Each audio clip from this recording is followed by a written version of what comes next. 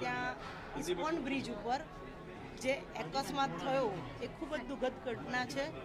આ ઘટનામાં 9 લોકો મરી ગયા છે અને બીજા 10 થી 11 લોકો ઇન્જર્ડ છે। આ ઘટનાની અમે રાતથી તપાસ ચાલુ જ છે। ફરિયાદ પણ એની નોંધાઈ ગઈ છે, પંચનામું પણ થઈ ગયું છે, FSLના અધિકારીની વિઝિટ પણ થઈ ગઈ છે।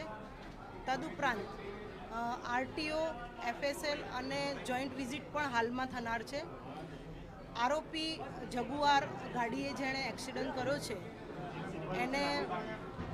એને અમે સારવાર હેઠળ હોય હાલમાં એરેસ્ટ કરેલ નથી। ડૉક્ટરની સલાહ પ્રમાણે સલાહ લઈને અમે એને એરેસ્ટ કરી લઈશું। એટલે જગુઆરનો જે ચાલક છે એ પણ આપણી નજર હેઠળ જ છે અને જે લોકોને અકસ્માતથી જે લોકોના મૃત્યુ પામ્યા છે તે લોકોને ન્યાય મળે તે રીતની અમે કાયદેસરની કાર્યવાહી કરીશું।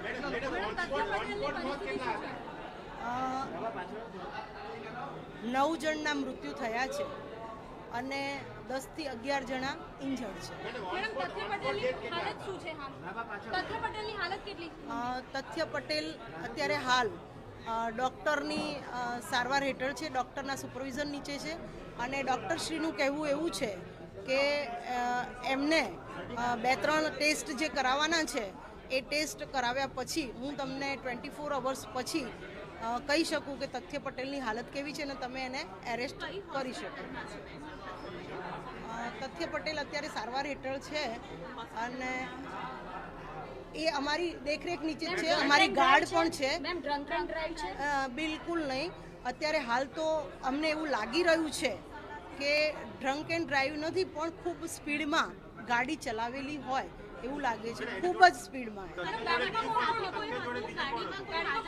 અમે એ પણ તપાસ કરી રહ્યા છીએ કે તથ્ય પટેલની સાથે ગાડીમાં કોણ કોણ હતું એની તપાસ કરી રહ્યા છીએ અને જે ગાડીમાં હશે એ લોકોને પણ અમે બોલાવીશું, એ લોકોના પણ નિવેદનો લઈશું અને એ લોકોના પણ કેટલાક ટેસ્ટ કરવાના।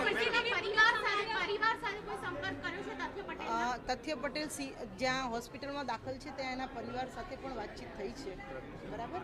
એટલે અમે લોકો આરોપીને પણ અમે કહેવાય ને કે ધરપકડ નહીં કરવાનું કારણ ડૉક્ટરશ્રીએ હાલમાં અમને 24 કલાક પછી એની સાથે વાત કરવાનું અને એની જે કંઈ કાયદેસરની કાર્યવાહી છે એ કરવા અંગેનું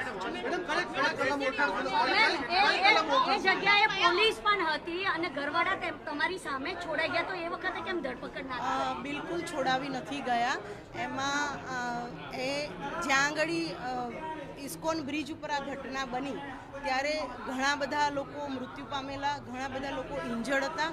એટલે ત્યાં આગળ જે ઇન્જર્ડ અને મૃત્યુ પામેલા હતા એમને જે રીતે વારાફરતી 108માં અને ઝડપી હોસ્પિટલ પહોંચાડવાનો અમારો જે ટાર્ગેટ હતો એ ટાર્ગેટ અમે પૂરો કર્યો છે અને આ જે બનાવમાં જે ગુનેગાર છે એને અમે ક્યારેય છોડીશું નહીં। અમારી કાયદેસરની કડક કાર્યવાહી અત્યારે ચાલી રહી છે।